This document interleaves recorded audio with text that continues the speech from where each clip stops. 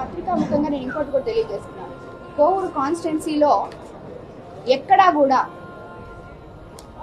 ఒక ఇసుక కానీ, ఒక మట్టి కానీ లేదు, గ్రావెల్ కానీ, అవినీతి కానీ, ఎక్కడైనా ప్రభుత్వ స్థలాలు ఆక్యుపై చేయడం కానీ, అలాగే ఎక్కడ ఏ తప్పు జరిగినా దాన్ని ఉపేక్షించొద్దు అని కలెక్టర్ గారి దగ్గర నుంచి నాయకులు మన అధికారులకు అందరికీ కూడా నేను ఫ్రీ హ్యాండ్స్ ఇవ్వడం జరిగింది.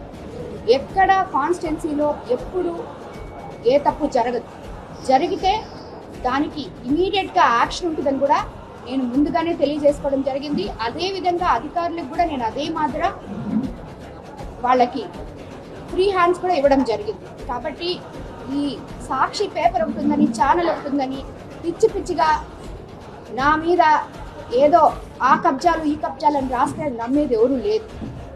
కోవూరులో జరుగుతున్న అభివృద్ధి ఈరోజు 6 సార్లు ఎమ్మెల్యే అయిన ఒక ఎమ్మెల్యే కనీసం బ్రిటిష్ కాలం లాంటి కనిగిరి రిజర్వాయర్కి ₹1 పెట్టలేకపోయారు. కనిగిరి రిజర్వాయర్ కింద గ్రావెల్ మాత్రం తవ్వేసి దాన్ని సీపేజ్ తీసుకురావడం చూశారు మీరు అందరూ.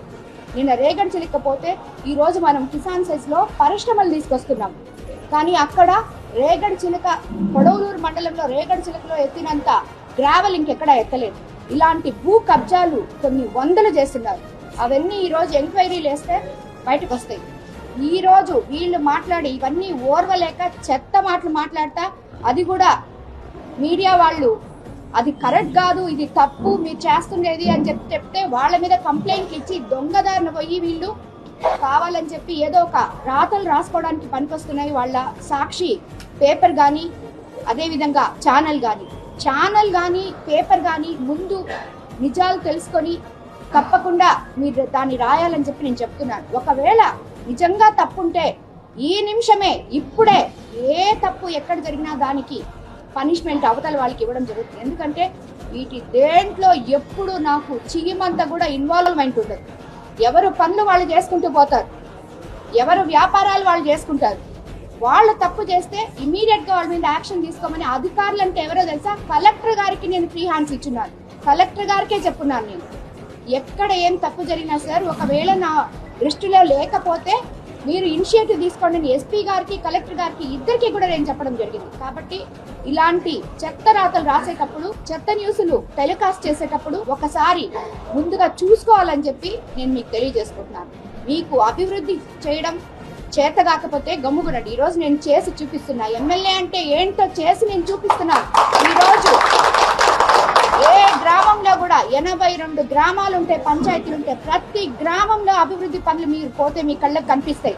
మీరు కాంట్రాక్ట్స్ టెండర్లు వేసి వాళ్ళ దగ్గర టెండర్ రాగానే డబ్బులు తీసుకొని వదిలేసిన పనులను ఈరోజు మేము ఒక మల్దేవ్ అయితేనేమి, ఒక ముదువర్తి కాజ్వే అయితేనేమి, ఒక మైపాడ్ రోడ్ అయితేనేమి అవన్నీ తిరిగి ముఖ్యమంత్రి గారి దగ్గర శాంక్షన్ చేయించుకొని ఆయన్ని బతంలాడి సార్ ఇవి చేయకపోతే చాలా ఇబ్బంది, వాళ్ళు ఇలా చేసేసారని చెప్పి మేము రిక్వెస్ట్ చేసిన తర్వాత ఎంపీ గారు నేను ఆయన వాటికి మళ్ళీ చేయమని చెప్పి ఆర్డర్లు రివైజ్ చేసి ఇచ్చారు.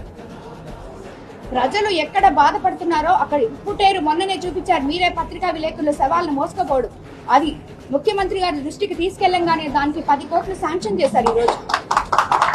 అలాగే కనిగిరి రిజర్వాయర్ కోసం 48 కోట్లు శాంక్షన్ చేయడం జరిగింది. ఆల్రెడీ రిపేర్ల కోసం 5 కోట్లు శాంక్షన్ చేశారు, 48 కోట్లు చేశారు.